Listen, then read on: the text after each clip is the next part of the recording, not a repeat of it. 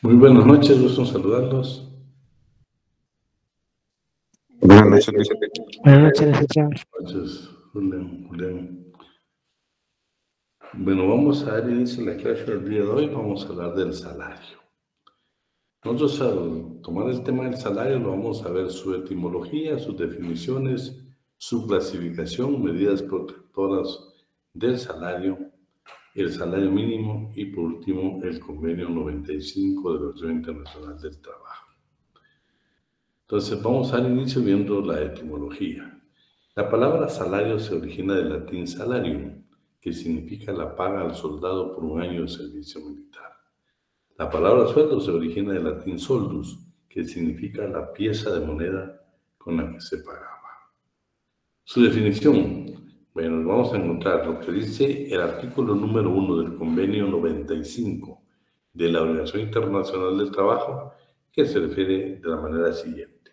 Salario significa la remuneración o ganancia, sea cual fuere su denominación o método de cálculo, siempre que pueda evaluarse en efectivo, fijada de acuerdo por la legislación nacional y debida por un empleador a un trabajador en virtud de un contrato individual de trabajo o bien por la prestación de los servicios. En el artículo 88 de nuestro Código de Trabajo encontramos que salario o sueldo pues se utiliza de la misma manera. Algunos consideran que el salario va más para el sector privado y el sueldo para el sector público. Pero lo importante es que nuestro código lo que establece es que salario o sueldo va a ser lo mismo. Es la retribución que el patrono debe pagar al trabajador en virtud del cumplimiento de un contrato de trabajo o relación de trabajo vigente entre ambos. Hay tres excepciones. La primera, artículo 63, inciso E del Código de Trabajo. Prestar primeros auxilios en caso de siniestro riesgo inminente, ahí nos vamos a quedar trabajando tiempo extraordinario y no tienen por qué pagarnos salario. Artículo 121. No se considera horas extraordinarias la que el trabajador ocupe para subsanar sus errores, imputables, por supuesto, a él como trabajador, y solo cometidos durante una jornada ordinaria. Tenemos que quedarnos tiempo extraordinario para corregir nuestros errores. Tampoco tiene el patrono de pagarnos un salario por eso. Y por último, cuando exactamente se dé un riesgo ocurrido, un riesgo inminente, un siniestro ocurrido y peligran las personas, también nos vamos a quedar trabajando sin la obligación del patrono de pagarnos un salario. La clasificación por su forma de pago y por su cargo. Por su forma de pago, pues en moneda de curso legal. Ya hemos hablado nosotros, por ejemplo, en el 90, primer párrafo del Código de Trabajo, salario debe pagarse exclusivamente en moneda de curso legal. El artículo 102, inciso de la Constitución Política de la República de Guatemala también dice que debe pagarse en moneda de curso legal. El artículo número 3 del convenio 95 también habla que este está ratificado por Guatemala, que debe pagarse en moneda de curso legal. Lo interesante es entonces de que ya hemos hablado que la legislación laboral guatemalteca no dice que debe pagarse en moneda nacional, no moneda de curso legal, una moneda que es circulante en el país, el dólar, por ejemplo. Pago del salario en especie. En el artículo 90 habla de que los trabajadores que laboren en actividades agrícolas o ganaderas, el patrón no puede pagarle hasta un 30% en especie, pero siempre que lo haga a precio menor del costo o al costo. Lo ratifica el artículo 102, inciso de la Constitución Política de la República de Guatemala. Dice que el trabajador de campo puede recibir a su voluntad productos alimenticios hasta un 30%. La modificación es que debe ser aquí con la voluntad, con la anuencia del trabajador. En el artículo 4, numeral 1 del Convenio Internacional, del Convenio 95 de la Organización Internacional del Trabajo, también nos habla de que se puede pagar. Lo adicional, que esta legislación va de aplicación como legislación laboral guatemalteca, es que habla de que se puede pagar también en la industria o bien en otra ocupación. La regla general en Guatemala, en actividades agrícolas y ganaderas. Por su forma de pago, por por su forma de cálculo. Puede ser por unidad de tiempo, por unidad de obra y por participación. ¿Cuál es la unidad? En el artículo 88, inciso A, dice por unidad de tiempo, por mes, por quincena, por semana, por día u hora. Por unidad de obra, entonces esto es por pieza, tarea, precio alzado o a destajo. Y ahí está una definición de precio alzado. Y luego por participación. Y dice, por participación en las utilidades, ventas, cobros que haga el patrón. Pero en ningún caso el trabajador debe asumir los riesgos de pérdidas que tenga el patrón. Y cuando hablamos nosotros del contrato individual de trabajo, hablamos de sus elementos propios y sus elementos materiales. Y dentro de los elementos propios hablamos la ausencia de riesgo. Nosotros, los trabajadores, no tenemos por qué asumir ninguna pérdida por parte del patrón. Ahora veremos estas medidas protectoras del salario. Igualdad de salario. Bueno, a trabajo igual, desempleado en puesto y condiciones de eficiencia e antigüedad dentro de una misma empresa, también corresponde salario igual. ¿Sí? El artículo 102, inciso B de la Constitución Política de la República de Guatemala, también dice, todo trabajo será equitativamente remunerado, salvo lo que termine la ley al respecto. ¿Qué significa eso? Significa de que, por ejemplo, no pueden haber discriminación por ninguna clase, ningún tipo de discriminación. Igual trabajo, igual salario. Es más, puede ser de que nosotros estemos acá compitiendo con otra persona, pero lo que dice la ley es de que si yo ejecuto el mismo trabajo que hace Flor Bonilla, el mismo salario debe vengar. ¿Sí?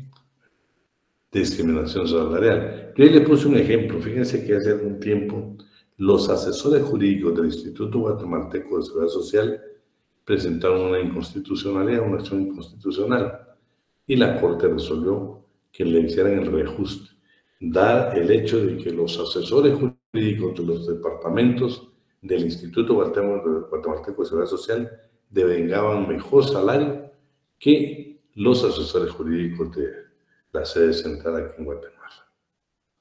Ellos se interpusieron y al final el Instituto Guatemalteco de Seguridad fue obligado a pagar el mismo salario que devengaban los asesores jurídicos departamentales a los que trabajaban en la capital. Discriminación salarial. Bueno, acá dice que en las demandas que entablen las trabajadoras relativas a discriminación salarial por razón de sexo, el patrón no solo tiene una alternativa, demostrar que el trabajo de la mujer es de inferior calidad y valor. No se le admite ningún otro medio de prueba más que indique que el trabajo que hace la mujer es de inferior calidad y valor. En el convenio 100 de la Organización Internacional del Trabajo, en su artículo 1, inciso B, dice: la expresión de igualdad de remuneración entre la mano de obra masculina y la mano de obra femenina por un trabajo de igual valor designan las tasas de remuneración fijadas sin discriminación en cuanto al sexo. Protección del salario. Artículo 90, segundo y tercer párrafo del Código de Trabajo. El salario debe pagarse exclusivamente en moneda de curso legal. Se prohíbe pagar el salario total o parcialmente en mercadería, vales, fichas, cupones o cualquier otro signo representativo que se pretenda sustituir a la moneda. Las sanciones legales se deben aplicar un máximo cuando las órdenes de pago solo sean canjeables por mercadería en determinados establecimientos. Es entendido que la prohibición que precede no comprende la entrega de vales, fichas o otro medio análogo, siempre que el vencimiento de cada periodo de pago el patrón no cambie esos vales exactamente por dinero, moneda de curso legal. La regla general es que no podemos permitir que nos paguen con mercadería, vales o fichas o cupones. En el artículo número 3 del Convenio 95 de la Organización Internacional del Trabajo, los salarios deben de pagarse en efectivo, se pagan exclusivamente en moneda de curso legal y deberá prohibirse el pago con pagarés, vales, cupones o cualquier otra forma que se considere representativa de la moneda de curso legal. El artículo número 2 del Convenio 100 de la Organización Internacional del Trabajo también especifica todo miembro, todo país miembro de la Organización Internacional del Trabajo deberá, empleando medios adaptados a los métodos vigentes de fijación de tasas de remuneración, promover y en la medida que les sea compatible con dichos métodos garantizar la aplicación a todos los trabajadores el principio de igualdad entre la remuneración entre la mano de obra masculina y la femenina. El salario como ventaja económica. Vean, hemos hablado de la indemnización, hemos hablado de las prestaciones laborales, hemos hablado de daños y perjuicios. Ahora, ese tema sí no habíamos tocado, las ventajas económicas. Estos son aquellos beneficios que las empresas nos dan y que van a incrementar nuestro salario. O sea, van a impactar nuestro salario, pero positivamente. Esas son las ventajas económicas. Difíciles, yo le dejé aquí algunas sentencias de la Corte de Constitucionalidad porque los criterios han ido variando.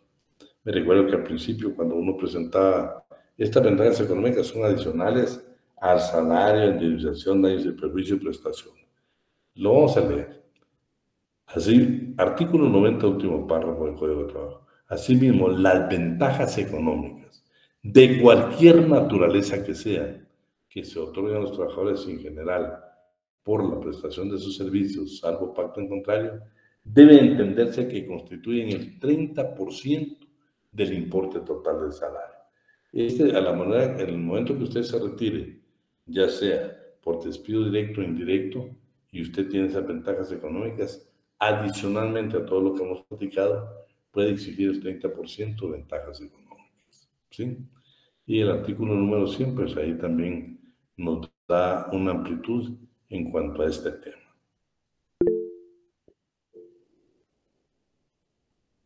Vamos a dejar aquí, tenemos unos jóvenes que quieren entrar. Bueno. Sí, decime. Licenciado, cuando dice pacto en contrario es donde uno acepta que no es una ventaja económica. Sí, pero eso lo tiene que probar Platón. Como te digo, antes nosotros, me recuerdo que algunas demandas presentadas hace muchos años, cuando le daban vivienda al trabajador, cuando le daban vehículo, nosotros indicamos de que era una ventaja económica. La CESA dice que no, la ventaja económica es la que te va a impactar positivamente en tu salario. Y es complicado. Fíjate que, por ejemplo, eso es de la idea de que las propinas deberían de ser, pero a veces tienen los criterios que dicen no. Entonces, ellos han llegado a la conclusión en estas sentencias, que yo les dejo aquí otros expedientes, vas a ver que dicen que vos tenés tu salario y las ventajas económicas van a ser aquellos que, aunque esté fijado tu salario, tenés la oportunidad de incrementar como tu salario, ¿sí? Por ejemplo, dejan ellos un poco ahí la duda, porque ventaja económica para mí sería todo, porque imagínate, el uso de un vehículo te incrementa tu salario, porque ya no vas a utilizar tu vehículo, no vas a utilizar tu gasolina, pues, tu depreciación de vehículo, de una manera te impacta. Pero en esta sentencia pasa a verificar el tema bien complicado. Si alguien me hace el favor de buscar en internet qué es ventaja económica, te vas a dar cuenta de las dudas o la aplicación de otras legislaciones que puede variar. Pero el término de ventajas económicas realmente en Guatemala es sumamente complicado. Acuérdate que equivale a un 30% del salario. Claro, este es el momento que haya despido directo e indirecto. Ahí les dejé algunas sentencias que las podemos analizar. Bueno, por eso la Corte de Constitución ha dictado sentencias en diversos casos planteados en los que puede analizar que la ventaja económica debe ser en forma periódica y continua. Además, recibe el derecho del trabajador que reclamarla en 2 años. O sea, todavía si nosotros nos retiramos de la empresa, tenemos 2 años para poder exigir esta prestación. Es un tema muy valioso. Le dejo los expedientes ahí para cuando usted tenga la oportunidad lo pueda leer. Pero no sé si alguien me hace el favor de buscar en internet, a ver si vamos a encontrar una definición clara y precisa. No la he encontrado porque es un criterio jurisdiccional, pero tengo la duda, de repente encontramos algo. ¿Quién nos apoyaría buscando por ahí? Yo le preguntaba esto porque yo recibo ventajas económicas, pero cuando las recibimos nos hacen firmar un documento donde dice acepto y todo, pero esto no constituye ventaja económica. Bueno, entonces está bueno que te lo pongan, porque acuérdate que es una cláusula nula, ¿va? De pleno derecho. Ah, ok. Ahí Ya. estamos. Pero me gustaría, no sé quién nos hace favor, alguno de los jóvenes que son pilas para... Yo encontré aquí algo acerca, dice, es una página que dice conservisaabogados.com. ¿Qué Y dice?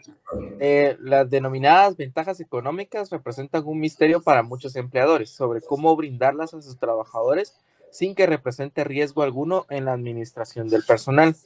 Una ventaja económica es un aporte no dinerario que brinda el empleador a los trabajadores en virtud de la prestación de sus servicios para su empresa o lugar de trabajo.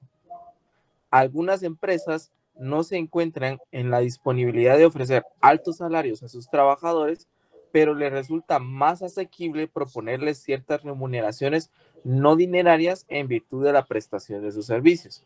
Por ejemplo, un espacio de parqueo, un teléfono celular, incluso seguros médicos familiares, entre otros beneficios. Lo anterior estimula a un trabajador a aceptar ofertas de empleo en donde no se le ofrecen tales remuneraciones en especie y durante su desempeño laboral el colaborador trabaja más motivado en beneficio de la marcha de la empresa o lugar de trabajo. El misterio radica en que nuestra legislación laboral no explica claramente qué representan las ventajas económicas, Ese es el problema. sus alcances y sus consecuencias, sino únicamente se limita la normativa a establecer que las mismas constituyen el 30% del importe del salario devengado, salvo pacto en contrario. Fíjate, no es de que ese, como te digo, va a ser una discusión, ¿va? Porque si vos lees al principio, dice algo que nos dé que no constituye dinero. Pero, por ejemplo, te digo, lo que estás hablando, un celular. ¿Sí? ¿Sí? Pero ¿no crees que un vehículo sería igual? ¿No crees que una vivienda que no tenga sería igual? Sí, Pero, máximo cuando le toca trabajar a uno en la parte del interior del país, en donde tiene que movilizarse y o tal vez no tiene familia. Los viáticos. Exactamente. Entonces, el problema es el criterio que tiene la CC. Y si te diste cuenta al final, lo que le diste lectura es de que el código realmente no establece qué son ventajas económicas. No, solo marca un porcentaje. Imagínate, por ejemplo, te digo las propinas. Pero las propinas es dineraria. Uh-huh. Entonces, para mí las propinas no es una ventaja económica. ¿Sí? Uh-huh. Pero sin embargo, yo lo que he hecho en algunas demandas, hace muchos años se planteó una demanda, precisamente de un trabajador que era mesero, lo incluí como, ¿te acuerdas que vimos un artículo ahí que habla la palabra beneficio? Ajá. Entonces yo la discutí y por supuesto te digo, va a variar los criterios de un juez, del magistrado de la sala y de la Corte de Constitucionalidad, va a variar, porque a veces pues va muy bien y la CESA resuelve que dice, no señor, no se puede. Por ejemplo, fíjate, un celular. Un celular te va a servir para el desarrollo de tu trabajo, pero igual podría ser una gasolina. Sería una ventaja económica. Pero vamos a tratar, yo he tratado de buscar realmente y también he querido ver que la CC nos diga cuáles son las ventajas económicas plenamente establecidas, ¿no? Yo sí di un par de sentencias donde ellos indicaban que el título no era una ventaja económica, que la vivienda no era una ventaja económica. Pero fíjate que el criterio es todo aquello que va a beneficiar tu salario, ¿sí? Uh-huh. Y los vales de comida también, o de vales de esos que dan para supermercados también. Y debería ser ventaja económica. Exacto. Posiblemente los vales de los supermercados sí te los consideren ventaja económica, porque va a impactar en tu salario para bien. Muy interesante. Vamos a analizar ese tema, vamos a corregir un poquito más, porque yo te digo, algunos criterios de la CC es lo último que leíste, que el código realmente no establece cuáles son las ventajas económicas. Si te das cuenta, no hay una mayor cosa, ¿sí? Sí, correcto. Bueno, vamos a continuar. Determinación del salario. El monto del salario debe ser determinado por patronos y trabajadores. Claro, arriba del mínimo, menos del mínimo, no se puede, ¿sí? Salvo en un caso donde la ley permite pagar menos del salario mínimo, que es en el trabajo de aprendizaje que tenemos el artículo 170 del Código de Trabajo. Plazo para el pago del salario. Bueno, este debe fijarse en el contrato de trabajo entre patronos y trabajadores. ¿En qué fecha nos va a pagar? ¿En qué lugar nos va a pagar? Acuérdense que no pagarnos es motivo para que nosotros nos demos por renunciados, por despedidos a través de un despido indirecto. Pero aquí hay un tema que me interesa para efectos de examen. Patronos y trabajadores deben de fijar, lo pusiste por ahí. Sí, copié el link donde leí la definición. Patronos y trabajadores deben fijar un plazo para el pago de salario, sin que dicho plazo pueda ser mayor por quincena para los trabajadores manuales. Imagínate, si son trabajadores manuales, quincena. ¿Sí? Se puede pagar antes, pero la ley dice no. Si no, no puede pagarle usted mensualmente, no. Para trabajadores manuales, máximo usted debe pagar por quincena. Y los trabajadores intelectuales y el servicio casa particular, el servicio doméstico, va a ser de un mes. Eso es importante. Luego, en el artículo 12 del convenio 95 de la Organización Internacional del Trabajo, encontramos el salario se deberá pagar, bueno, la forma como se va a pagar el salario, creo que eso pues, no es sumamente valioso. El artículo 2 del Acuerdo Gubernativo 7-80, normas reglamentarias para la aplicación del convenio número 95 relativo a la protección del salario dice: se prohíbe hacer descuentos y deducciones del salario del trabajador que no estén autorizadas por la ley. Toda suma de dinero que haya sido metido en el pago del salario, fíjense, pues, si nos están haciendo algún tipo de descuento que no está por la ley, después deben de reintegrarnos esa parte del salario. Eso es lo que dice en concreto este artículo. Pago íntegro del salario. Ya sabemos que pagos parciales, si no nos paga íntegramente el salario pactado del patrono, es motivo de comprobar con el artículo 79 que nosotros nos demos por despedidos y es lo que se conoce como despido indirecto. ¿Sí? Protección del trabajador a percibir el salario. El salario debe pagarse directamente al trabajador o a una familia. Esto es interesante. Esta es una protección y beneficio. Por eso vamos a ver el artículo, porque yo cada vez que les platico les digo, el salario tiene carácter alimenticio. Y aquí lo vamos a comprobar. Mira, dice que solo se debe pagar directamente al trabajador o a la persona de familia que él designe por escrito. No habla de un particular, tiene que ser un miembro de la familia. Esa es la regla general. Sin embargo, el convenio 95 del Tratado Internacional de Trabajo, el artículo número 5, también nos habla. El salario debe pagarse directamente al trabajador interesado, a menos que la legislación nacional, un contrato colectivo o un laudo arbitral establezca otra forma, o que el trabajador interesado acepte un procedimiento diferente. Pero nosotros, como regla general, o lo recibe el patrón o un miembro de su familia. Lugar de pago del salario. Salvo convenio escrito en contrario. El pago del salario debe hacerse en el propio lugar donde los trabajadores prestan sus servicios. Esa es la regla general. Y durante las horas de trabajo. O bien, inmediatamente después de que estas concluyan. Se prohíbe pagar el salario en lugares de recreo, expendios comerciales o bebidas alcohólicas, por supuesto, salvo que sean trabajadores de esos establecimientos. El artículo 13 del convenio 95 de la Organización Internacional del Trabajo sobre la protección del salario también indica lo siguiente, ¿sí? Cuando el pago de salario sea efectivo, se deberá efectuar únicamente los días laborables, dice yo, y en su lugar de trabajo o en un lugar próximo al mismo, a menos que cada legislación en cada país diga algo diferente. Pero la regla general es que se debe pagar en el lugar de trabajo. Claro, ahora, y que esa pregunta sí, si yo les preguntara a ustedes cuál es el fundamento para pagar el cheque, eso está contenido en el artículo número 3 del convenio 95 de la Organización Internacional del Trabajo. Entonces, vamos ahora a inembargabilidad de salario. ¿Qué es lo que pasa con este tema? Vean, pues este tema, estamos hablando de la inembargabilidad del salario. ¿Qué son inembargables? El inciso A, los salarios mínimos. El inciso B, el 65% de los salarios mensuales. Eso dice la ley. Eso no se puede embargar. En el primer caso está hablando de salarios mínimos. En el segundo caso está siempre y cuando el trabajador devengue más del salario mínimo. Ahí se le puede descontar hasta perdón, lo que la ley protege es que no se le puede embargar el 65%. Eso quiere decir que el 35% sí le es embargable, ¿sí?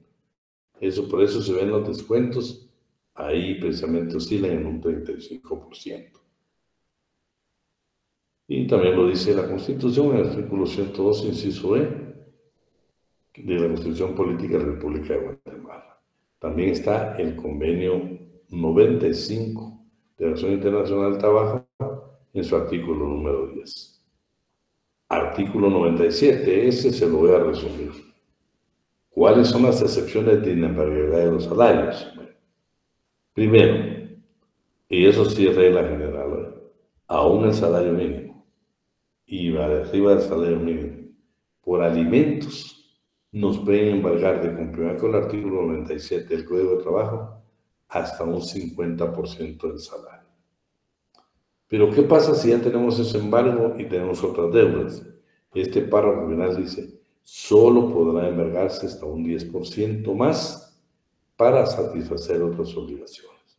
Imagínense, al final nos va a quitar de salario si la esposa nos embargó por alimentos, un 50%, todavía otras obligaciones nos pueden descontar un 10%. Lo regula el artículo número 97. Inembargabilidad de los instrumentos y herramientas. Por supuesto que son inembargables.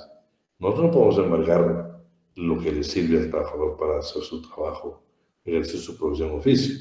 Lo que sí procede, pero eso es en materia mercantil, es que imagínate que sea una computadora la que yo estoy utilizando, pero la FIA la tuve a través de un crédito. Ahí sí la empresa que me dio el crédito me puede demandar y tomarla como efectos de pago. Muchas veces, pues acuérdate que se quedan en calidad de prenda o no sé qué calidad se le pueda llamar, pero la dejas con la condición de que si no la pagas la pueden tomar. Pero esa es una deuda de carácter mercantil. Pero en materia laboral, todos los instrumentos, herramientas y útiles que sean indispensables para el trabajo, para ejercer su profesión o oficio, son inembargables. Esa es la regla. Anticipo de salario. Sí se puede dar un anticipo, Los anticipos que da el patrono al trabajador por cuenta de salarios en ningún caso deben entregar intereses. Y si usted lee después, habla de las excepciones, Y lo que dice más interesante el segundo párrafo es que ese anticipo que nos dio el patrón, nosotros los trabajadores lo podemos pagar en 5 pagos, ¿sí? Dice, en un mínimo de 5 periodos de pago. Así le diríamos nosotros de pagarse. Y también lo establece el artículo 8 del convenio 95 de la Organización Internacional del Trabajo. Los descuentos de los salarios solamente deben de permitirse de acuerdo con las condiciones y dentro de los límites fijados por la legislación nacional, o un contrato colectivo o en una sentencia colectiva. Protección del salario a favor de la familia. Lo que dice es el artículo 24, lo que ya lo leímos, que el salario solo se debe pagar al trabajador o bien a un miembro de su familia que él indique por escrito al patrón, o bien un acta levantada ante una autoridad de trabajo por otras circunstancias que pueda hacer. El artículo 97, que vemos que nos pueden embargar por alimentos hasta un 50%. Artículo 100. Los salarios que no excedan necesariamente no pueden cederse, venderse o compensarse. Imagínense esa norma, hay que modificarla. Dígame, ¿habrá un salario de 100 quetzales? Por eso lo maravilloso que ojalá que un día que cuando decidan cambiar artículos, pues hay varios que hay que cambiar. Miren lo que es este. Artículo 100. Los salarios que no excedan de 100 quetzales al mes no pueden cederse, venderse, compensarse ni gravarse a favor de personas distintas, salvo que sea la esposa o la concubina o familiares del trabajador que vivan y dependen económicamente de él, sino en la proporción que sean embargables.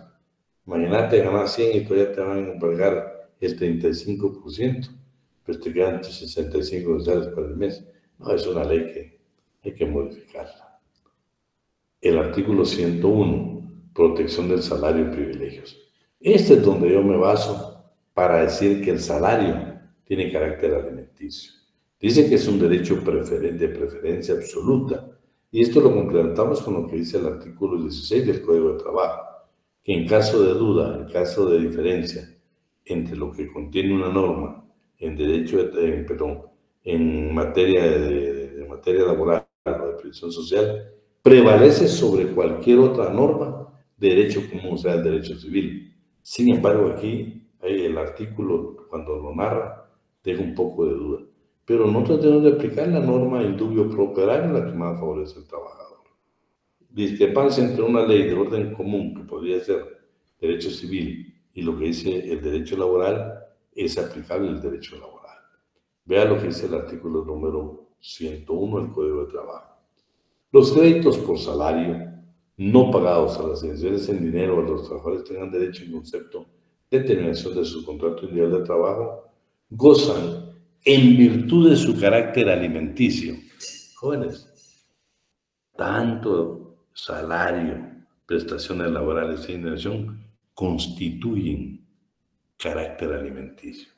Con los siguientes privilegios, vean, una vez que unos u otros hayan sido reconocidos, claro, por los tribunales de trabajo y previsión social, ese es el requisito, pueden ser cobrados por la vía especial a través del 426 del Código de Trabajo, que es el proceso de ejecución. Tienen carácter de crédito de primera clase. Está hablando de los créditos de saldo por salarios no pagados o indemnizaciones o prestaciones laborales. Dice que en el B, tienen carácter de créditos de primera clase. Oíme, primera clase. Y en caso de juicios universales, y dentro de estos gozan de preferencia absoluta sobre cualquier otro. Lo que ya no está bien es lo siguiente, que contradice totalmente la norma. Excepto los que se originen de acuerdo con los términos y condiciones del Código Civil sobre acreedores de primera clase. Eso es lo primero. En caso de gastos judiciales comunes. Segundo, gastos de conservación y administración de bienes concursados, o sea, cuando hay intestado. De tercero, gastos de entierro del deudor. 4. Y gastos indispensables para la preparación o construcción de bienes inmuebles. Pero la norma general es que nuestro salario, nuestras prestaciones, nuestra indemnización, y ahora que tenemos nuestras ventajas económicas, tienen carácter alimenticio. 2. Tienen carácter de crédito de primera clase. Esa es la regla general. Y si aplicamos el artículo 6, ¿alguien tiene el 16? Leámoslo a ver cómo nos amplía ahí.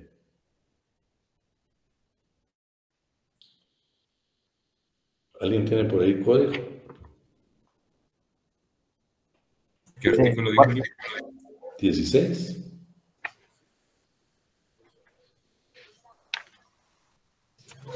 Dice,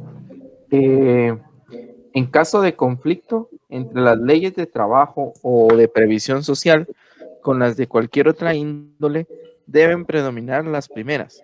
No hay preeminencia entre las leyes de previsión social y las de trabajo. Sí, lo que está diciendo es que entre previsión social y trabajo no hay problema, está al mismo nivel. Pero lo primero que leíste no es que las de derecho del trabajo prevalecen sobre el derecho civil. Este artículo nos deja un poco confundidos, pero nosotros, defensores de la clase trabajadora, no, señores, aquí hay que decir, dice el artículo 101, ¿sí? Aquí, 101, que los créditos por salarios no pagados, indemnizaciones, prestaciones laborales, todo lo demás, tienen carácter de crédito de primera clase en caso de juicios universales, ¿sí? No sé si ustedes, quienes viven por el sector de la zona 2, zona 6, había una empresa Peter Pan muy famosa en Guatemala. Esa empresa quebró. Y si ustedes pasaban por una de las cuadras, yo pasé por mucho tiempo ahí por el lugar donde vivía, por muchos años, no sé si todavía estará, en uno de los portones de la entrada, precisamente sobre una de las calles, estaba: esta propiedad pertenece a los trabajadores de la empresa Peter Pan, ¿sí? Y de una vez indican el número de proceso y el juzgado de trabajo donde se encuentra. Están haciendo valer precisamente este artículo. El salario constituye un crédito preferente, se paga íntegramente antes de que los acreedores ordinarios que puedan reclamar parte del activo que le corresponda. Mire, el día que usted lleve un juicio, por favor, también incluya dentro de su base legal el artículo 11 del convenio 95 de la Organización Internacional del Trabajo. Me lo voy a leer. En caso de quiebra, ¿sí?, o liquidación judicial de una empresa, los trabajadores empleados de la misma deberán ser considerados como acreedores preferentes. Sobre cualquier otra deuda, somos preferentes en lo que respecta a los salarios que les deban de pagar por los servicios prestados durante un periodo anterior a la quiebra, que será determinado por la legislación nacional. Pero miren lo segundo, el salario que constituye un crédito deberá ser pagado íntegramente, antes de cualquier acreedor ordinario. Y esta es parte de la legislación laboral guatemalteca, es parte de los derechos mínimos. Los convenios y tratados internacionales ratificados por Guatemala constituyen también garantías mínimas para la clase trabajadora. Eso lo tome en cuenta primeramente, Dios, ya cuando esté graduado, me va a servir muchísimo. La legislación nacional deberá determinar la relación de prioridad entre el salario que constituye un crédito preferente y los demás créditos preferentes. Y lo dice el artículo 101 que leímos lectura. Pago por interrupción de labores imputable al patrón. Bueno, lo que dice el 61 inciso G es de que si por culpa del patrón nosotros no podemos estar trabajando, pero nos estamos presentando a la empresa, pero no estamos haciendo absolutamente nada. Pero si es por culpa imputable al patrón, no debe de pagar nuestro salario. Salario no es juntarse por concepto de multas. El 60, inciso E, Código de Trabajo. Las disposiciones disciplinarias y procedimientos para aplicarlas. Se prohíbe descontar suma alguna de salario de los trabajadores en concepto de multa. La suspensión de trabajo sin goce de salario no puede quitarse por más de 8 días. Suspendámoslo por 30 días sin goce de salario. No, señor. La ley, el Código de Trabajo no le permite. Únicamente usted puede ser suspendido sin goce de salario por 8 días. ¿Sí? Y claro, hay que llevar un procedimiento para poderlo hacer. Planillas y libros de salarios. Este artículo 102 lo que narra es de que si usted tiene más de 10 trabajadores, debe de llevar libro de salarios. ¿Quién los autoriza? Estamos hablando de libros de salarios. No estamos hablando aquí la parte tributaria. Estamos hablando de libros de salario para fiscalización de la Inspección General de Trabajo. Los autoriza la Dirección General de Trabajo. Ella le corresponde autorizar estos libros de salario que llevan las empresas. Pero dice la siguiente, que la empresa que ocupe 3 o más trabajadores, pero sin llegar al límite de 10, debe de llevar planillas del Instituto Guatemalteco de Seguridad Social, con la advertencia que así antes, acuérdense, con 3 trabajadores o más había que inscribirlo al régimen del Seguro Social.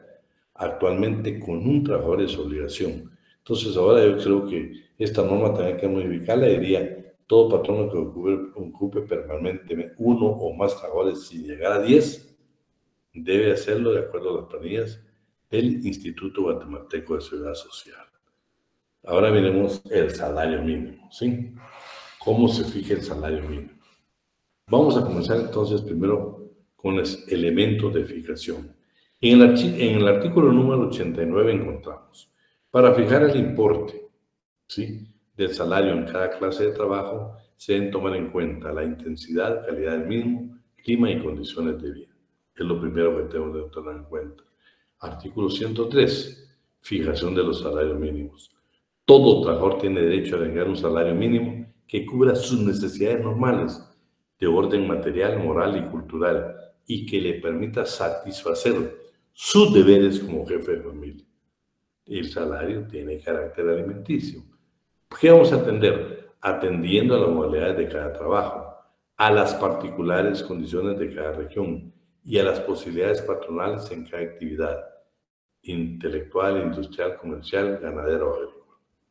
Y esta fijación debe también tomar en cuenta los salarios que se pagan por unidad de tiempo, por unidad de obra y por participación, ventas o cobros que el patrono haga.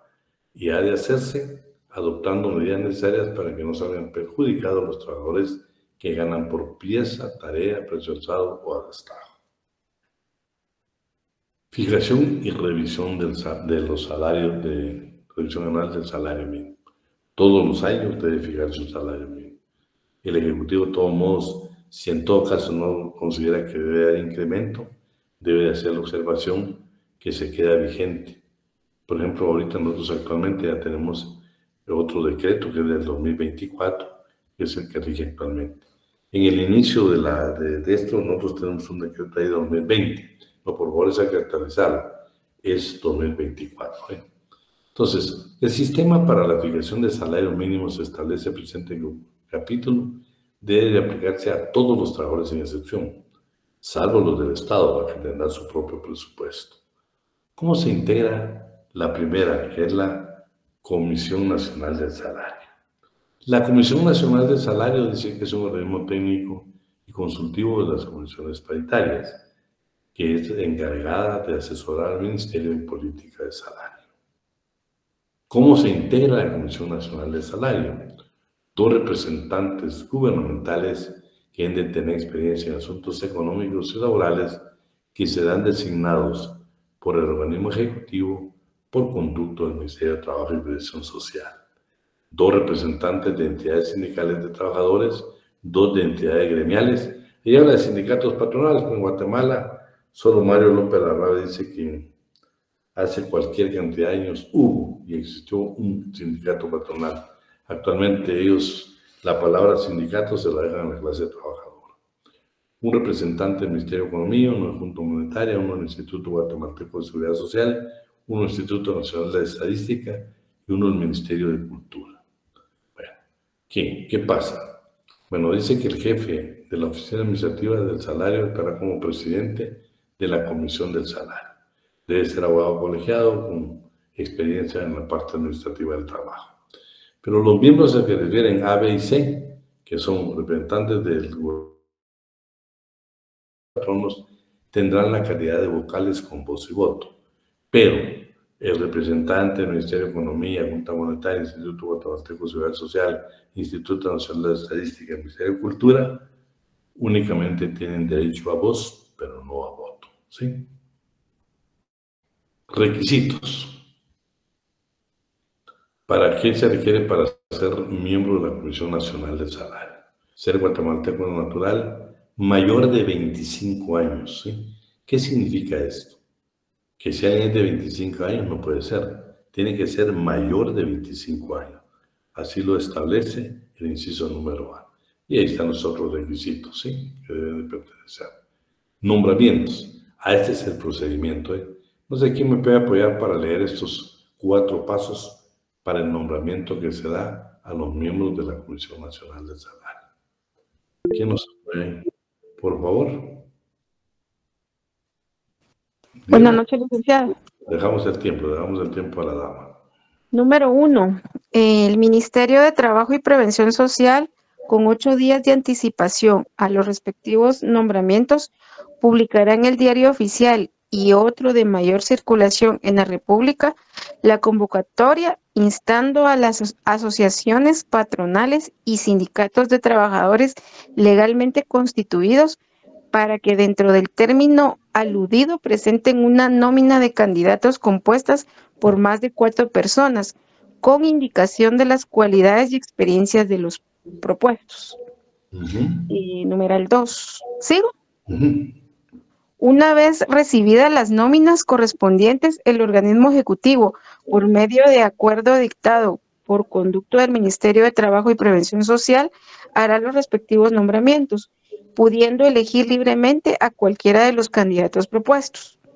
Numeral 3. Si no se presentan nóminas dentro del término que alude el inciso A de este artículo, o si ninguno de los propuestos llena los requisitos que la ley determine, el Ministerio de Trabajo y Prevención Social hará el nombramiento libremente, tomando en cuenta la aptitud de cada uno. Y, número 4, simultáneamente con el Ministerio de Trabajo y Prevención Social, el Ministerio de Economía y las instituciones y dependencias que estén representadas en la Comisión Nacional de Salario designarán a sus representantes. Ese es el procedimiento de la convocatoria, cómo elegirlos y cómo nombrarlos, cómo se proponen también. Ahora hablemos de la Comisión Paritaria del Salario Mínimo. Lo que dice el artículo 105 para definirlo es precisamente de que la Comisión Nacional, o sea, la Comisión Paritaria del Salario Mínimo, que es diferente a la Comisión Nacional del Salario, está integrada por representantes de patronos y dos de patronos y dos de trabajadores. Y también los trabajadores tienen que ser, por supuesto, sindicalizados y un inspector de trabajo. Eso es lo que dice cómo se va a integrar la Comisión Paritaria del Salario Mínimo. ¿Sí? Luego, ¿qué requisitos deben tener los miembros de la comisión?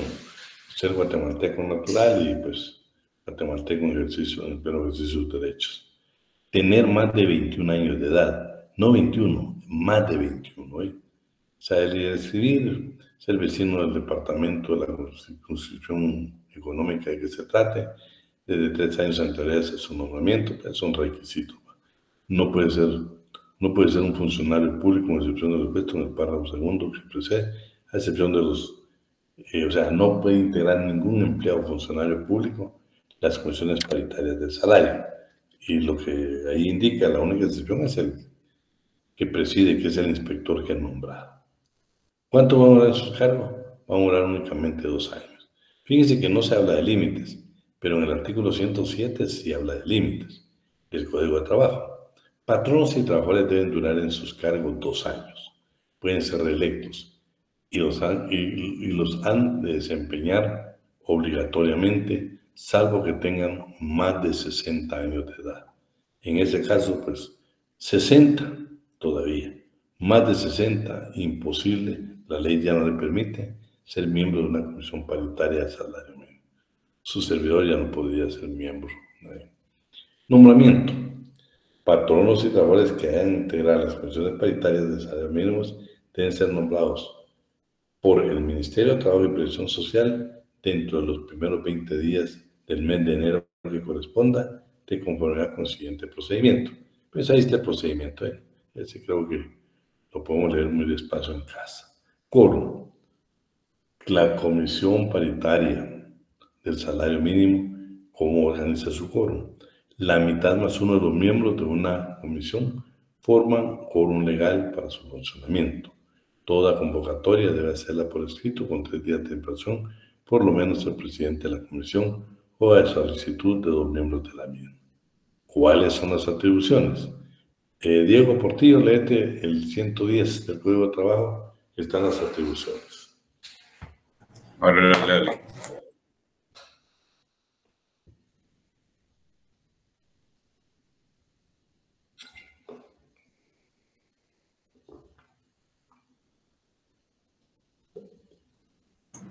Son atribuciones de las comisiones paritarias de salarios mínimos. Inciso A.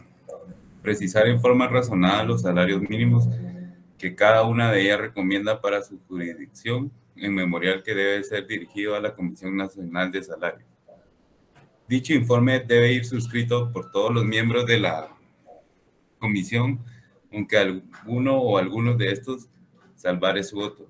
En este último caso, el memorial debe ir acompañado de los respectivos votos razonados. Inciso B.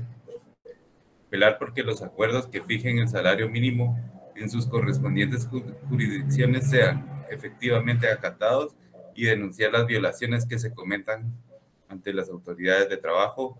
Y, inciso C, conocer de toda solicitud de revisión que se formule durante la vigencia del acuerdo que fije el salario mínimo, siempre que venga suscrita por no menos de 10 patronos o de 25 trabajadores de la misma actividad industrial, agrícola, ganadera o comercial, para la que se pida dicha modificación. Si el número de patronos no llega a 10, la solicitud debe ir suscrita por todos los que haya. Bueno, en el 111 datos estadísticos. Vean, no es una improvisación de cumplir con las condiciones paritarias del salario mínimo, no es un antojo, no es algo inventado, no. Ellos, para llegar a la conclusión si procede o no procede el aumento al salario mínimo, deben de tener en consideración, según el 111, las encuestas que sobre los costos de vida levante la Dirección General de Estadística. Todos los demás datos que pueden encontrar relativos a su jurisdicción, o sea, donde se va a aplicar. Actualmente, acuérdense que es Guatemala departamento y los otros departamentos. O sea, solo de dos categorías. Vivienda, del vestido, las sustancias alimenticias de primera necesidad que consuman los trabajadores, así como sobre las posibilidades patronales, las facilidades de los patronos proporcionan leña a los trabajadores, relativo a habitación, tierra para cultivo, leña y demás prestaciones que disminuyen el costo de la vida para estos. Todo eso debe tomar en consideración las comisiones paritarias del salario mínimo para poder dictamen. Bueno, la Comisión Nacional del Salario, una vez reciba todos los informes de las comisiones paritarias del salario mínimo, rinde al Ministerio de Trabajo y Previsión Social el dictamen razonado dentro de los 15 días siguientes al recibo del informe, en el que debe armonizar los salarios mínimos por actividad. Luego, ya teniendo esos informes, fíjense, se envía una copia a la Junta Monetaria, al Banco de Guatemala y al otro Instituto Guatemalteco de Seguridad Social para que en un plazo determinado puedan formular todo lo que estimen conveniente. Pero si después de vencido el plazo no se tiene precisamente la opinión del instituto y del banco, pues definitivamente, de todos modos, el Ministerio de Trabajo y Previsión Social debe tomar una decisión si se incrementa o se mantiene el salario mínimo. Fijación del salario mínimo anual. El organismo ejecutivo, con vista a los mencionados informes y dictámenes, debe fijar anualmente, mediante acuerdos emanados por conducto del Ministerio de Trabajo y Previsión Social, los salarios mínimos que han de regir a cada actividad, y en este caso ahora Guatemala lo dividió para el departamento de Guatemala y para los otros departamentos y en 3 actividades. ¿Sí? ¿Se recuerda? Copia los informes, pues ya sabemos que van al Seguro Social y van a la Junta Monetaria para que emitan opinión. Si no lo hacen en el plazo establecido, el Ejecutivo, a través del Ministerio de Trabajo, debe tomar una decisión, no puede esperar, porque en todo caso, si ustedes observan un poco la historia, muchos presidentes no incrementaron y se queda vigente el del año anterior. ¿Sí? La ley lo que dice es que se queda el del año anterior. Este que según el 2024, acuérdense que fue un incremento, para mí pues estuvo muy bien.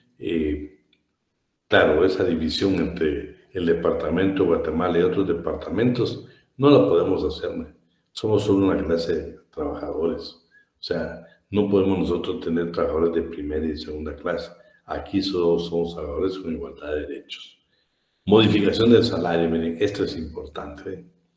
La fijación del salario mínimo modifica automáticamente los contratos de trabajo. No hay necesidad de modificar el contrato. Si es solamente por incremento de salario, por favor, dice que automáticamente se considera incorporado al contrato de trabajo. A Diego Portillo posiblemente encontró trabajar en 2015. Era un salario mínimo posiblemente de 2,000 quetzales, por decir algo. Y el que actualmente pues, puede ser de 4,000 quetzales. Diego y patrón no tienen por qué modificar su contrato de trabajo. El artículo 115 dice que la fijación del salario mínimo modifica automáticamente el contrato individual de trabajo. Y luego lo que yo les hablaba, que los salarios mínimos en Guatemala ahora no está, en principio ustedes van a ver un acuerdo totalmente diferente que es el 2020. Acuerdo gubernativo es el 264-2024, salarios mínimos para actividades económicas por circunscripción en la República de Guatemala.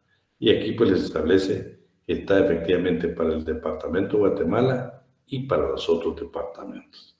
Y habla claro, departamento de Guatemala y también los que comprenden para los departamentos, otros departamentos que conforman la República de Guatemala. Y ahí tenemos pues actividad no agrícola, actividad agrícola, no agrícola, actividad exportadora y de maquila. Y también lo mismo tenemos en los departamentos, ¿sí? Y ahí está el esquema. Y por último, pues les dejo el convenio 95 para que lo lean cuando puedan. Pero me interesa que cuando usted sea abogado, por favor, en esas dudas que nos planteamos, por ejemplo, temas como las ventajas económicas o otros aspectos que vimos por ahí en cuanto a quién le van a favorecer en cuanto al pago de salarios o pago de préstamos bancarios o cualquier otra naturaleza, tenemos que mantenernos firmes de que el 116 y el artículo 101 nos dan la opción de que es un crédito preferente, ¿sí? El salario, la indemnización, las ventajas económicas, prestaciones laborales, lo consideran un crédito preferente sobre cualquier otra deuda. Y se acuerdan que el convenio lo establece de mejor manera, ¿sí? Entonces, se lo voy a dejar para que usted pues, lo analice. Y para mí es importante porque cada vez que nosotros hagamos una demanda, sería bueno que en cuanto al salario tuviéramos presente este convenio 95. Nosotros estamos ahí, pero no sé si al final nos van a dar el trabajo. Y ahí sí hablamos de ventajas económicas, porque es un gerente de una empresa. Pero estamos en pura negociación ahí, honorarios y todo lo demás. Pero ahí sí yo ya decidí que vamos a plantear el tema de las ventajas económicas. Si nos da tiempo y ustedes siguen algunos con el otro semestre con nosotros, de repente ya tengamos por lo menos el criterio de qué son las ventajas económicas. Bueno, jóvenes, vamos a dejar la clase ahí el día de hoy, solo con 2 anuncios. Primero, ya oficialmente, el examen nuestro se trasladó para el 2 de mayo. Ya es oficial hoy. Y comienzan exámenes hasta después de Semana Santa, ¿sí? Solo que el de nosotros lo dejaron de último y es hasta el día 2 de mayo. Eso significa que después del 2 de mayo solo nos quedan 3 clases y nos entramos a finales.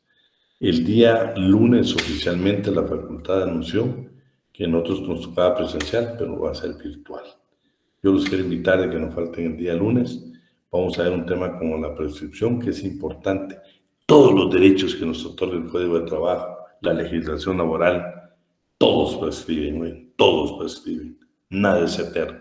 Si no actuamos en el tiempo que establece la ley, perdemos ese derecho, ¿sí?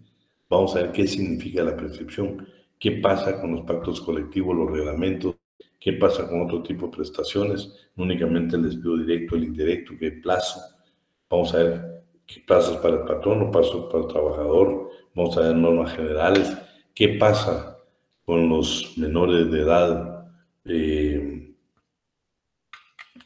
pasa, cómo se interrumpe la prescripción, qué pasa con sus representantes en caso de otro tema donde hay necesidad de representación, y vamos a ver cómo se interrumpe, que eso es buenísimo, cómo se interrumpe la prescripción. Usted tiene 30 días en despido directo, tiene 30 días para demandar y exigir el pago al patrón.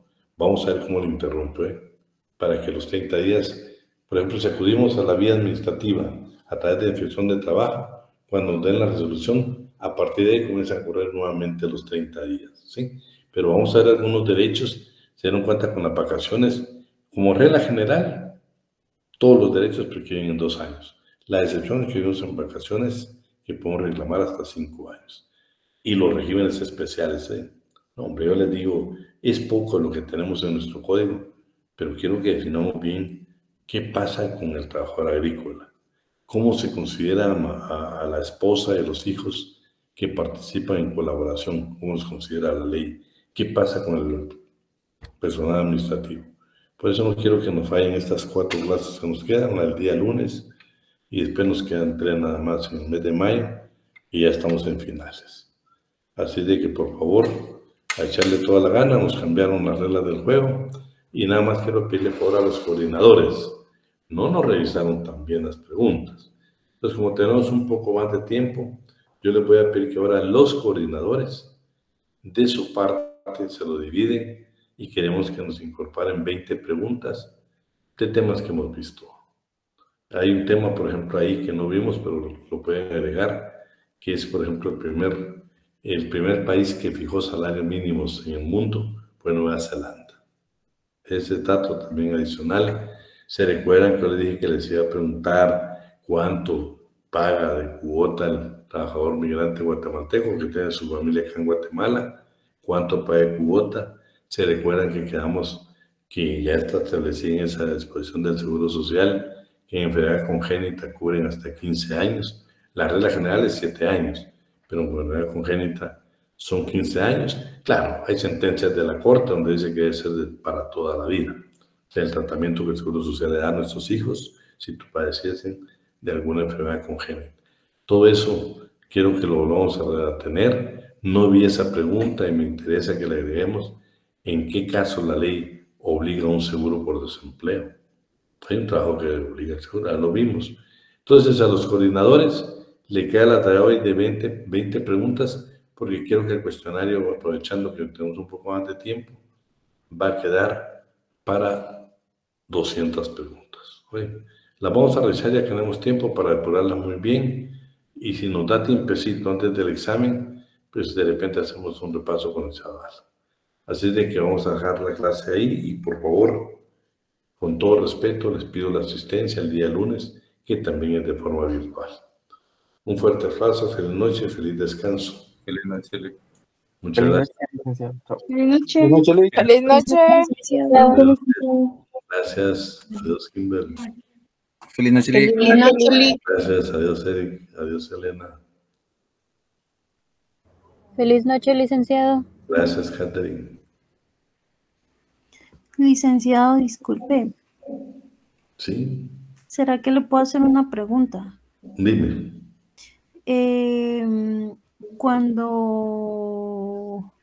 Pongámosle cuando es un despido, es que fíjese que a mí me despidieron de mi trabajo, entonces yo llevaba 7 meses ahí. Entonces me dijeron que me iba a ir contando el tiempo después de los 2 meses de prueba, porque me dijeron que los 2 meses de prueba no contaban. Yo te sugiero que vayas mejor a la Inspección General de Trabajo para que lo cite. No, la relación laboral se inicia Pues entonces los 2 meses sí tienen que contar, ¿verdad? hay que contar, ¿verdad? Pues sí. Ujú. Los dos. Claro, si te despides esos 2 meses, no tienes responsabilidad. No, la relación laboral iniciaste desde que ingresaste a la empresa. Ujú. Hay un artículo claro que leímos, 19 creo que es, y cómo se perfecciona el contrato de trabajo, con el iniciar la relación laboral. Ajá. Creo que es el 19. Ah, ya. Ujú. Bueno. Gracias, licenciado, muy amable. Un abrazo, Karen. Que tenga feliz noche. Muchas gracias.